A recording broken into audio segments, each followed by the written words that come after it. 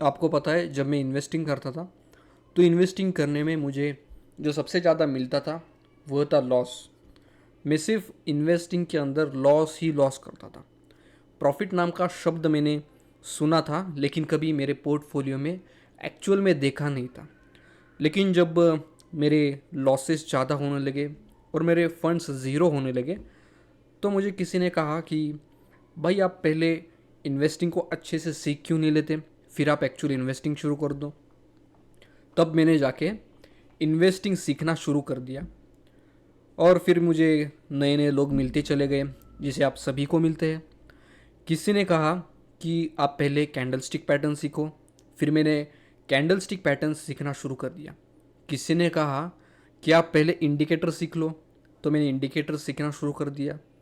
और फिर किसी ने कहा कि आप प्राइस एक्शन सीख लो, तो मैंने बेसिक्स ऑफ प्राइस एक्शन सीखना धीरे धीरे शुरू कर दिया। लेकिन ये सब सीखने के बाद भी जो मुझे मिला था वह था सिर्फ लॉस और लॉस। मेरा पोर्टफोलियो नीचे से नीचे हर दिन नीचे गिरता चला गया। कभी बाई चांस मेरा प्रॉफिट हो जाता था लेकिन रेगुलर प्रॉफिट्स मैंने कभी किए नहीं थे। और ऐसा इसीलिए होता था क्योंकि जो सब मैं चीज़ें सीख रहा था वो कभी काम आने ही नहीं वाली थी। लेकिन एक ट्रेड तो था जो मेरी पूरी मार्केट इन्वेस्टमेंट जर्नी को और मेरे मार्केट पर्सपेक्टिव को पूरा चेंज करते चला गया। उसका नाम था शारदा क्रॉप। और ये चार्ट अभी आपके सामने चार्ट ओपन ही है। यहाँ पे ये शारदा क्रॉप का चार्ट है।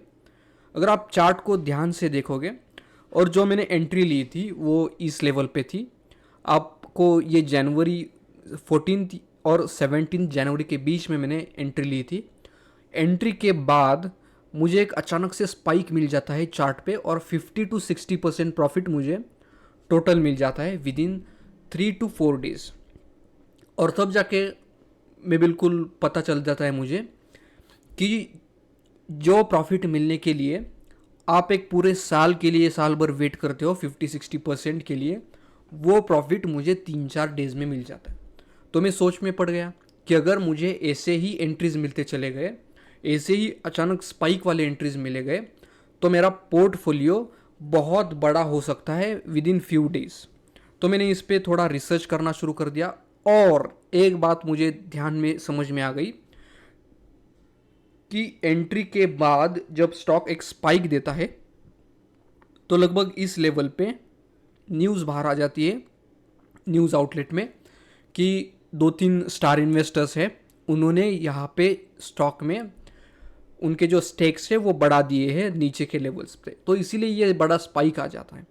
लेकिन जैसे ही न्यूज़ बाहर आती है थोड़ा सा स्टॉक तो बढ़ जाता है, लेकिन स्टॉक अभी तक कंसोलिडेशन जोन में चला गया। थोड़ा सा ऊपर जाने के बाद वापस से नीचे चला गया और यहाँ से स्टॉक अभी भी उसी रेंज में घूम रहा है। मतलब अगर आप न्यूज़ बाहर आने के बाद अगर इन्वेस्टिंग करते हो ये लेवल पे तो आपके पोर्टफोलियो में सिर्फ लॉस ही लॉस दिखने वाला है। तो तब जाके मुझे समझ में आ गया कि ये न्यूज़ बाहर कब आती है, इनका टाइमिंग क्या होता है और ये रिटेलर्स को फंसाने के लिए उसी टाइम पर बाहर कैसे आ जाती हैं।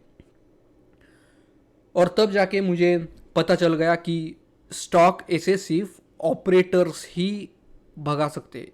ऐसे रन सिर्फ उसी स्टॉक में आएंगे अगर उसमें ऑपरेटर्स अवेलेबल होंगे।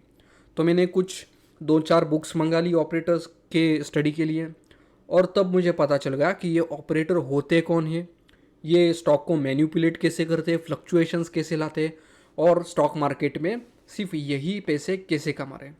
अगर आप एक स्टैटिस्टिक्स देखोगे तो आपको समझ में आएगा कि स्टॉक मार्केट में 90% से ज़्यादा ऑपरेटर्स बहुत बड़े अमाउंट में पैसा कमा लेते हैं with in short period of time, और 90% रिटेलर्स अपना सारा पैसा पोर्टफोलियो पूरा ज़ीरो कर देते हैं with in short period of time और वो फिर मार्केट छोड़ देते हैं, उसको भला बुरा कह के मार्केट को छोड़ देते हैं। आपको पहले ये समझना पड़ेगा कि ये ऑपरेटर्स होते हैं ना, इनके पास बहुत बड़े अमाउंट में पैसा होता है, तो इसीलिए इनको ईजी होता है कि ऐसे जो मूव्स दिख रहे हैं आपको, ऐसे मूव्स वो ईजीली कोई भी स्टॉक में ला सकते हैं। आपको पहले ये समझना पड़ेगा कि ये ऑपरेटर्स होते कौन हैं। तो ऑपरेटर्स की रेंज में आते हैं बैंकिंग इंस्टीट्यूशंस, फाइनेंशियल इंस्टीट्यूशंस आते हैं और डोमेस्टिक इंस्टीट्यूशंस आते हैं, या फिर हाई नेटवर्थ इंडिविजुअल्स जो होते हैं वो भी ऑपरेटर्स की रेंज में आते हैं। कुछ ऐसे भी लोग होते हैं कि जो ऑपरेटर्स की रेंज में आ जाते हैं। ठीक है, तो ये सब जानने के बाद फिर मैं लग गया ऐसे स्टॉक्स ढूंढने के लिए। मैंने बहुत सारा रिसर्च किया, बहुत स्टडी कर दी। आपको पहले ऑपरेटर्स का माइंडसेट समझना पड़ेगा और उसके लिए आपको पहले एक डिफरेंस समझना पड़ेगा। फंडामेंटल एनालिसिस में और प्राइस एक्शन में आपको डिफरेंस समझना पड़ेगा, और ये डिफरेंस बहुत सारे लोग नज़रअंदाज करते हैं। शायद से किसी को पता भी नहीं होगा कि ये ऐसा डिफरेंस हो सकता है। मान लीजिए कि अगर आप कहते हो कि एक स्टॉक है ABC नाम का और वो फंडामेंटली बहुत ही स्ट्रांग है, आपको उसमें पूरा कन्विक्शन है कि ये स्ट्रांग नेक्स्ट 1 ईयर में, नेक्स्ट 2 ईयर में डबल हो जाएगा, इतने उसके फंडामेंटल्स स्ट्रांग है। फंडामेंटल्स में आता क्या है, बहुत सारे थियोरेटिकल कंसेप्ट फंडामेंटल्स में आती है। और फंडामेंटल्स अच्छे हैं इसका मतलब क्या होता है कि कंपनी का जो मैनेजमेंट है वो अच्छा है, कंपनी रेगुलर प्रॉफिट्स कमा रही है क्वार्टर और क्वार्टर बेसिस पे और ईयर ऑन ईयर बेसिस पे। ठीक है, ये सब फंडामेंटल्स में आता है। और अगर आप प्राइस एक्शन के साथ उसका डिफरेंस देखोगे तो प्राइस एक्शन में सिर्फ और चार्टिंग ही आता है, और आप सिर्फ चार्ट के बेसिस पर ही कोई स्टॉक में एंट्रीज लेते हो। ठीक है, तो मान लीजिए कि आप कहते हो कि जैसे मैंने कहा कि ABC कंपनी है और उसके फंडामेंटल्स बहुत अच्छे हैं, तो आपने उसमें इन्वेस्टिंग कर दी। तो फंडामेंटल्स अच्छे हैं इसका मतलब मैनेजमेंट अच्छा है, तो कंपनी का quarter on quarter result and year on year results अच्छे लग रहे हैं, तो इसका मतलब उसको रेगुलर ऑर्डर्स भी मिल रहे हैं। इसका मतलब जब भी कंपनी को रेगुलर ऑर्डर्स मिलेंगे तो वो टाइम में कंपनी के जो ऑपरेटर्स होते हैं या फिर इनसाइडर्स होते हैं, इनको पहले से ही पता होता है कि कंपनी को कुछ ऑर्डर्स मिलने वाले हैं, तो वो फिर पोजीशंस लेना शुरू कर देते हैं। इसी पोजीशन को अगर हम चार्टिंग की भाषा में बोलेंगे तो इसको हम बोलते हैं एक्यूमुलेशन एंड डिस्ट्रीब्यूशन फेजेस। अगर वो यहाँ पे अगर आप देखोगे ये शारदा क्रॉप के चार्ट में, तो यहाँ पे आपको एक एक्यूमुलेशन दिखेगा एक छोटा सा, तो इसको हम लोग एक्यूमुलेशन फेज इसको बोलते हैं। ये फेज में ऑपरेटर्स जो है वो धीरे धीरे स्टॉक्स को उठा लेते। लेकिन अगर मैं इसको जूम कर दूँ यहाँ पे देखिए, तो आपको दिखेगा कि यहाँ पे कुछ भी वॉल्यूम नहीं है। आप नीचे ऑब्जर्व कीजिएगा वॉल्यूम में, यहाँ पे वॉल्यूम कुछ भी नहीं है, लेकिन अचानक से वॉल्यूम में स्पाइक आ जाता है और स्टॉक में भी स्पाइक आ जाता है। तो अगर आप अभी जो भी थियोरेटिकल नॉलेज या फिर यूट्यूब पे जो नॉलेज है, बहुत सारे बुक्स में जो नॉलेज है, वो नॉलेज सिर्फ ये कहता है कि ऑपरेटर्स की एंट्री को ऐसे ढूंढा जाता है कि अगर आपको चार्ट में इस तरह से वॉल्यूम स्पाइक मिलेंगे तो कोई भी बता देता है कि यहाँ पे ऑपरेटर्स की एंट्री हुई है या फिर इनसाइडर्स की एंट्री हुई है, या फिर कोई हाई नेटवर्थ इंडिविजुअल ने बहुत बड़े क्वांटिटी में यहाँ पे माल उठा लिया है। ठीक है, तो ये सब थियोरेटिकल नॉलेज है। लेकिन मैं जब ऐसे स्पाइक ऑब्जर्व करता हूँ तो मुझे यहाँ पे किधर एंट्री लेनी है, यहाँ पे पहले ही एंट्री लेनी है मुझे ऑपरेटर्स के साथ। लेकिन आप अगर नीचे देखोगे तो यहाँ पे कुछ वॉल्यूम ही नहीं है, तो यहाँ पे आप ऐसे नहीं कह सकते कि यहाँ पे ऑपरेटर्स ने एंट्री नहीं ली है। आपको पहले ये समझना पड़ेगा कि कोई भी स्टॉक का होता है ना, एक फिक्स क्वांटिटी में फिक्स क्वांटिटीज़ होती है उसकी डेली क्वांटिटीज़। मान लीजिए कि ABC ये स्टॉक है और उसकी क्वांटिटीज़ का जो फिक्स अमाउंट है डेली का वो 10 लाख का है।